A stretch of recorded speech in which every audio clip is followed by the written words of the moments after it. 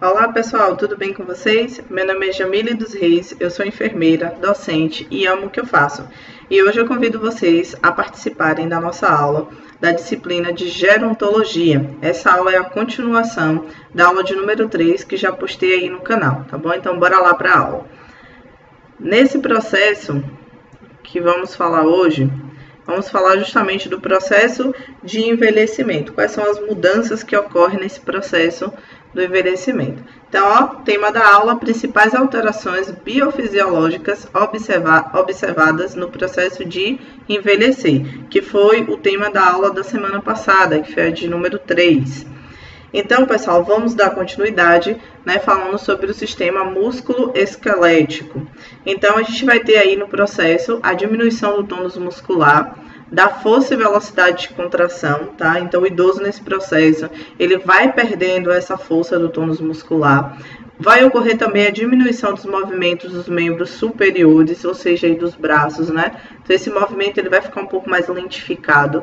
Diminuição da massa óssea, tá? Então, esse indivíduo aí, ele vai estar, né, caracterizado como osteopenia, tá? É comum, é do processo de senescência, como eu falei para vocês, na diferença de senilidade e senescência, que na senescência temos envelhecimento natural. Isso não quer dizer que o idoso ele não vai ter nenhuma debilidade, mas ele vai ter as debilidades comuns do processo de envelhecimento. Diminuição aí da massa, né, óssea, como eu falei, maior possibilidade de fraturas e deformações, né, das vértebras, né, com tendência também à cifose dorsal. Olha só, com essa diminuição da massa óssea, o idoso ele fica muito mais, né, propenso a ter fraturas. E muitas vezes, por conta dessa diminuição da massa óssea também, ele vai sentir uma certa fragilidade e tem uma tendência justamente a cair, a se acidentar. Sabemos que é muito comum o idoso cair, né, ao tomar banho, a descer, né, um degrau. Então, é muito comum nessa fase aí da vida. Sistema respiratório, né? Vamos falar aí um pouco sobre o sistema respiratório. Então, nós temos aí, né, a diminuição da capacidade vital em cerca aí de mais ou menos 25%, né, da perda dessa capacidade. Diminuição da taxa de absorção de O2. Então, no processo de oxigenação, vai ter essa diminuição. Diminuição da elasticidade pulmonar. Então, os alvéolos pulmonares, eles já começam a ter uma dificuldade no processo de expansão, tá? Aumento da possibilidade de infecções respiratórias em decorrência da diminuição das trocas gasosas e acúmulo de secreções, dificultando sua excreção. Nesse processo, tá? O que acontece? Na inspiração, nós colocamos, né, oxigênio para dentro do nosso sistema respiratório, ou seja, ele vai lá passar, né? Vai passar por todo o processo, vai pela faringe, a traqueia, os brônquios, vai se alojar lá o O2 nos alvéolos pulmonares. Logo depois a gente vai ter a troca gasosa, no processo agora da expiração, a gente vai colocar para fora o quê? O gás carbônico, que é o CO2. Então, nesse processo, pelo fato, tá, de ter uma diminuição da capacidade de elasticidade, vai ter uma predisposição maior desse idoso estar acumulando secreções, tá? Então, isso dificulta e pode levar o idoso facilmente a ter pneumonia ou ter outros problemas respiratórios mais graves. Sistema cardiovascular. Então, a gente também tem alterações aí no sistema cardiovascular, tá? Então, o sistema cardiovascular é onde a gente contempla aí, né, o coração, a válvula, né, cardíaca. Vai ter degeneração das fibras musculares do miocárdio e hipertrofia das remanescentes. Então, a musculatura ela começa a ser um pouco mais diminuída e começa a perder o tônus muscular que eu falei na estante. Então, pelo fato do coração ter revestimento muscular, então causa essa dificuldade. Espessamento, né, e calcificação das válvulas, tá? Diminuição da força de contração cardíaca. Então, o processo da contratilidade, onde acontece, né, a sístole e a diástole, ó, que é, ó, o pum-pum que o coração faz, né? Então, já começa a ter esse espessamento, ou seja, o coração ele já não vai conseguindo ter a mesma força, tá? Nesse processo de sístole e diástole. Diminuição da força de contração cardíaca, diminuição do débito cardíaco, né, em até 50%. Nos vasos sanguíneos, a gente tem um aumento, né, de colágeno, tá? E diminuição das elastinas. Aumento da espessura, diminuição da luz dos vasos, né, sanguíneos, ou seja, o vaso sanguíneo ele vai ter uma abertura, tá? E é o que a gente chama de luminosidade. Então, com o envelhecimento, começa a reduzir esse processo da luminosidade do vaso, tá? Né? E acaba comprometendo aí o sistema circulatório, tá? Nós temos também no sistema gastrointestinal, tá? A lentificação do esvaziamento esofágico, então o esôfago, então esse idoso, muitas vezes, não sei se vocês já repararam, né? Então, quem tem pai e avô aí, acontece que quando começa a comer, já começa a ter o processo da deglutição mais devagar, tem aí muitas vezes, né, uma demora na hora de comer, acaba perdendo o apetite, porque nesse processo, né, onde o alimento, né, o bolo alimentar, ele passa pelo esôfago, ele vai sendo mais, né, lentificado. Então o idoso fica com aquela sensação de que a comida ainda está presa, que não conseguiu descer, que não está no estômago, né? Diminuição das enzimas digestivas e pancreáticas, diminuição do peso e volume do fígado também, diminuição, né, da motilidade intestinal. Voltando um pouquinho, falando da diminuição do peso e do volume do fígado, acaba interferindo, e aí muitas vezes o idoso tem uma propensão, né, a desenvolver o diabetes por conta disso, porque sabemos que o fígado recebe lá do pâncreas, né, o hormônio chamado insulina, e essa insulina, ela vai fazer justamente a quebra, né, do açúcar, né, para transformar em glicose. Então, com a diminuição, né, desse peso, vai se diminuir aí, né, justamente o tamanho do fígado, e aí acaba tendo, né, a sua resposta negativa aí. Pode acontecer, tá bom, gente? Diminuição do tônus muscular do esfíncter interno do intestino grosso. Então, muitas vezes, por conta disso, o idoso tem uma grande probabilidade de desenvolver, né, incontinência fecal, tá? Por conta que o esfíncter é o que vai fazer o controle, né, de fechamento e abertura para liberar o bolo fecal. E não tendo esse controle, então o idoso ele pode passar por essa situação, né, de se tornar aí, né, ter a incontinência, o desenvolvimento da incontinência fecal. No sistema renal, a gente tem diminuição do tamanho e peso dos rins, tá? Diminuição do número de néfrons, lentificação da excreção dos metabólitos, alteração da capacidade de concentração e diluição da urina. Então, a filtração, né, no rim já não vai ser a mesma coisa, já vai ser mais lentificado, e nesse processo aí o idoso muitas vezes tem uma grande tendência a desenvolver problemas renais também por conta desse processo. Lógico, gente, tá? Que no processo de senescência, o processo de envelhecimento, é normal esse processo de envelhecimento, porém, se associa algum processo patológico junto a esse envelhecimento, isso quer dizer que a gente está tratando de senilidade. Porque o idoso, por mais que ele tenha essas dificuldades, tá? A gente também tem que, né, contar aí que o idoso, ele já não vai fazer as mesmas atividades, já não tem as mesmas responsabilidades. Por exemplo, uma pessoa nova que tem que trabalhar, que tem que cuidar de filho, de casa, e enfim, né, tem várias tarefas. O idoso, né, no seu processo normal, tá, gente? Isso não quer dizer que o idoso não trabalhe, que nosso país não tenha desigualdade ou coisa do tipo. Tá? Isso quer dizer que o idoso na sua fase, né, digamos assim, chega na fase da terceira idade, ele já tem que estar aposentado, tem todo um processo. Que aí a gente pode tratar dessa situação, né, de condições de vida, né, em outra aula. Mas, enfim, a questão fisiológica é isso mesmo.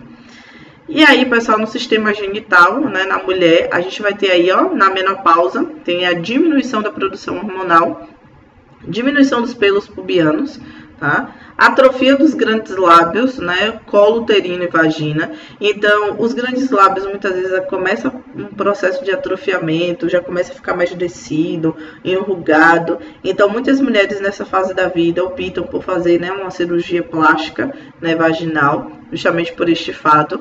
Isso pode, pessoal, né, ter uma proporção um pouco maior. Se essa mulher teve muitos filhos, foi de parto, né, natural, então isso pode acontecer. Diminuição também dos ovários, trompas e útero. Se essa mulher já não fez retirada aí, né? Muitas mulheres passam pelo processo de esterectomia, tá? Isso hoje no nosso país tem sido uma coisa muito mais comum, né? Do que se imagina. Diminuição da extensão da vagina, né? Fica mais curta e menos elástica e menos lubrificada. Então essa mulher tem uma grande tendência, justamente, né? Por conta da diminuição da produção hormonal. E muitas vezes essa diminuição da produção hormonal se dá, né, por conta, muitas vezes, de uma esterectomia, né, a retirada aí do útero, por conta de problemas ovarianos, ou simplesmente pelo processo da menopausa, que já acarreta nessa diminuição. A relação sexual tende a ser um pouco mais dolorosa, né, tem um risco maior de infecções vaginais. Porém, pessoal, tá? Quando se fala de cuidado ao idoso e quando se fala de questão de sexualidade, em outro momento eu vou trazer aula para vocês sobre a sexualidade do idoso, que por mais que tenha certas dificuldades, tem como acontecer, tem como se prevenir, tem como cuidar, tem como ser agradável para ambos, tá? Mas a gente vai tratar isso em outra aula. Continuando, no homem, a gente vai ter aí o aumento de tamanho, né, da próstata, a hipertrofia benigna. É comum esse aumento no processo, né, justamente da senilidade, da senescência. Porém, tá, é bom tomar cuidado. Vamos lá. Ereção mais lenta, diminuição da sensibilidade peniana, né, e do tamanho do testículo. Aumento do período, né, refratário pós-ereção. Ejaculação retardada. Diminuição do volume do esperma. Isso se dá, pessoal, aí você fala assim, é com todo idoso que isso acontece? Tem alguma coisa que se pode fazer? Olha só, gente, isso é um processo natural que pode ocorrer. Isso não quer dizer que seja uma regra, que não exista exceções, tá bom? Isso é o que pode acontecer. Termorregulação, pessoal, ó, diminuição dos sensores, né, para o frio, alterações vasculares, a dificuldade, né, de contração e dilatação dos vasos em função do estímulo nervoso, diminuição da atividade física em geral e do metabolismo basal, levando a uma maior produção de calor, tá? Maior dificuldade, né, de dilatação e perda de calor, com a diminuição da atividade das glândulas sudoríparas, que propicia aí, né, a hipertermia. Olha só, o idoso, né, ele tem uma tendência maior a sentir um pouco mais de frio, tá? É muito mais comum, justamente por conta, né, dessas alterações vasculares, né, que pode estar ocorrendo, essa diminuição da atividade física, tá? A questão da termorregulação dos sensores, né, eles podem ter aí a sua dificuldade, né, de estar identificando, e aí o idoso muitas vezes tem uma tendência maior a sentir um pouco mais de frio, tá? Sono e repouso, diminuição do número, né, de horas de sono requeridas, tá? A gente lembra aí da avó que acorda às 5 horas da manhã e passa o dia todo tranquilo, porém também vai dormir mais cedo, né? Então, muitas vezes isso acontece, tá? Muitos idosos também passam pelo processo de passar horas e horas ali, né, tentando dormir à noite, e aí muitas vezes só consegue dormir já no período ali da madrugada, acorda bem cedo, então já diminui aí, né, as suas horas normais de sono. Diminuição aí, pessoal, de até 50% do sono profundo, tá? É que nem quando a gente vê, né, o pessoal fala assim, ah, minha avó ela tem um sono muito leve, se alguém andar dentro de casa, acender uma luz, já incomoda. Muitas vezes quando a gente é mais novo, a gente dorme em qualquer lugar, em qualquer canto, se encosta ali e dorme, né? Dorme sentado, dorme no ônibus, né? É normal. Mas para o idoso, isso se torna um pouco mais complicado, tá? Porque ele já tem essa diminuição aí natural do processo de envelhecimento. Os idosos acordam com mais facilidade e demoram mais para adormecerem. Isso é muito comum. O importante, pessoal, né, quando fala do sono profundo, é aquele sono onde a gente consegue sonhar, tá? É aquela parte do sono que a gente não consegue lembrar que está dormindo. Pronto. É mais ou menos isso. Então, muitos idosos, eles não conseguem passar a noite toda, que a gente chama aquele sono levinho, justamente porque não conseguem entrar aí nessa fase do sono profundo, tá? Alterações orgânicas na pessoa idosa. A gente vai ter aí as principais alterações orgânicas. A gente tem, né, os distúrbios hemolíticos, né, anemias, alimentação inadequada, dentaduras mal ajustadas, dificuldade financeira ou dificuldade de acesso, né, a supermercados. Anemia por deficiência de ferro, né, é a causa mais comum de anemia nos idosos, e a deficiência de ferro deve ser adquirida através de suplementos, tá? Anemia perniciosa, né, que é comum entre os idosos, sendo devido, né, à falta de um fator específico nas secreções gástricas necessárias para a absorção da vitamina B12. A gente vai ter aí distúrbios, né, de minerais, tá? De cálcio aí, tá? Aí pode-se, né, levar a osteoporose, que é aí a patologia óssea mais comum que acomete idosos e é caracterizada pela desmineralização óssea, tá? Então, esse osso ele vai perder, né, seus minerais e, consequentemente, pode levar a osteoporose. Daqui a pouco eu vou mostrar uma imagem para vocês como é o processo da osteoporose, tá? A imobilização acelerada, né, que acelera neste quadro. A causa, né, exata da osteoporose ainda é desconhecida, mas o seu desenvolvimento, né, relaciona-se com a ingestão de cálcio, proteínas, fosfatos e com o metabolismo da vitamina D e déficit de estrogênio. Olha só, quando acontece, né, quando chega ao processo aí do envelhecimento, logo já começa a ter essa perda, né, digamos assim, a perda óssea, né? Vai tendo essa dificuldade, vai tendo essa fragilidade. Então, o que acontece, tá? Se o idoso, né, ele na sua fase, né, juventude, ele não fez, né, uma boa alimentação, ele não teve uma boa absorção de vitamina D, e quando a gente fala de absorção de vitamina D, gente, não é somente tomar a vitamina, é tomar a vitamina, se expor ao sol para que esse medicamento ele seja absorvido, é comer alimentos, né, ricos em vitamina D, comer feijão, comer, né, hortaliças, comer, né, justamente legumes, frutas e ter uma dieta equilibrada, tá? Então, quando chega nessa fase, já começa a ter aí as suas debilidades. Olha só, né, o osso aí com osteoporose, tá? Se vocês observarem, o osso, né, ele tem aí a sua característica, tá? Um pouco, como vai dizer assim, um pouco furadinho, né? Que é considerado osso esponjoso, tá? Então, ele vai ter aí justamente dessa forma. Só para vocês terem uma ideia, aqui eu tenho uma imagem, tá? Do tecido ósseo aí sólido e do tecido ósseo fraco.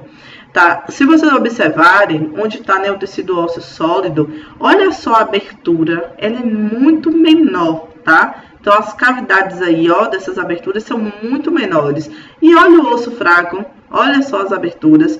Então, justamente, esse osso se torna muito mais frágil, tá? Muito mais fraco aí. Então, pessoal, né, justamente é isso que eu gostaria de trazer, né, para vocês. Fico muito contente, né, com essa matéria, uma matéria muito interessante. É uma disciplina onde a gente aprende muito mais sobre o processo de envelhecimento. Aplicando essa matéria em sala de aula, uma certa vez, uma aluna falou para mim, agora sim, eu entendo o que acontece com o idoso da minha casa. Porque, de fato, eu consigo entender o que é que ele está passando aí nesse momento. Então, pessoal, é muito importante que a gente entenda esse processo. Até porque, muitas vezes, no atendimento à saúde, você vai precisar ter essa sensibilidade de entender que, né, você que é aí que está mais jovem não vai se comparar com a pessoa que está ali debilitada, que é o idoso, né? Eu lembro muitas vezes relacionado, né, à minha própria mãe. Minha mãe é mais velha do que eu e muitas vezes a gente andando na rua, ela fica sempre andando um pouco mais para trás. E eu sempre fico ali ansiosa porque eu tô com pressa, né, quero ir na frente. Então, de fato, a gente não pode, né, fazer isso, porque é um processo comum do envelhecimento, tá? Ter essas dificuldades. Tá? E justamente muitas vezes fala que é uma dificuldade, que é um problema, mas muitas vezes pode ser uma oportunidade de aprender um pouco mais sobre a vida, né? Então, que a gente possa ter isso em mente. Enfermagem não é somente técnica, tá?